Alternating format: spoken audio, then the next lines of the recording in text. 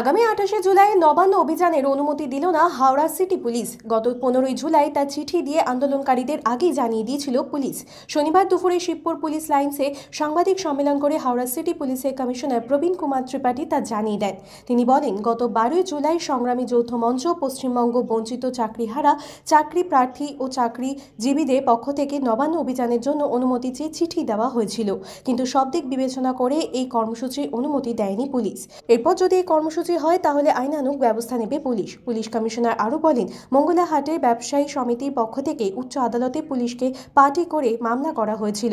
সেখানে বিচারপতি মঙ্গলাহাট চত্বরে কর্মসূচির উপর নিষেধাজ্ঞা দেন। এমনকি কোনো জমায়েত হলে পুলিশকে ব্যবস্থা নিতেও বলা হয়েছে। ডাকার যেটা উদ্দেশ্য হচ্ছে, গত 12 জুলাইতে আমরা একটা সংগ্রামী যৌথ মঞ্চ আর পশ্চিমবঙ্গ বঞ্চিত চাকরিহারা, চাকরিজীবী, চাকরি প্রার্থীদের একটা ঐক্যমঞ্চ আছে, এই দুই সংগঠন থেকে একটা লেটার পাই, যেখানে ওনারা বলেছিলেন কি 28 জুলাই ওনারা একটা কর্মসূচি নিতে চলেছেন।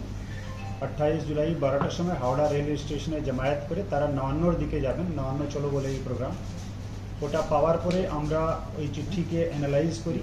ওর মধ্যে 3000 পার্টিসিপেন্টস ওরা পার্টিসিপেট করবে এই কথাটা বলা হয়েছিল।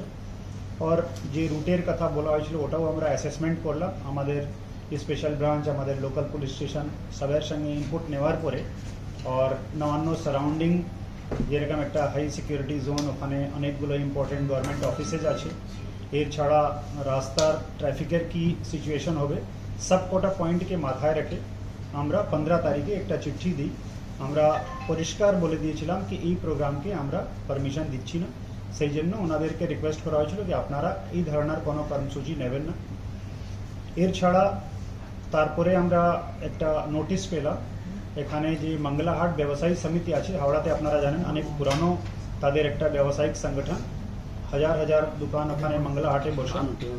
ওনাদের পক্ষ থেকে একটা রিট পিটিশন মাননীয় উচ্চ ন্যায়ালয়ের সমক্ষ পিটিশনটা ফাইল করা হলো। তার মধ্যে একটা রেসপন্ডেন্ট আমরাও ছিলাম।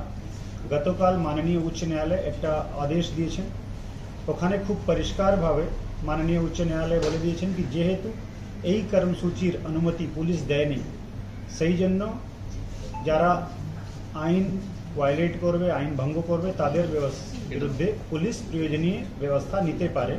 এটা মহামান্য আদালত খুব পরিষ্কারভাবে বলে দিয়েছেন। আজকে প্রেস কনফারেন্স করার যেটা আমাদের অবজেক্টিভ আছে সেটা হচ্ছে যাতে কোনো ভুল, কোনো বিভ্রান্তি না থাকে। আমি আবার রিপিট করছি, সংগ্রামী যৌথ মঞ্চ আর পশ্চিমবঙ্গ বঞ্চিত চাকরিহারা, চাকরিজীবী, চাকরি প্রার্থী ঐক্য সংগঠন যারা এই প্রোগ্রাম নিতে চলেছিলেন, তাদের প্রোগ্রামকে কোনো পারমিশন হাওড়া সিটি পুলিশের পক্ষ থেকে দেওয়া হয়নি।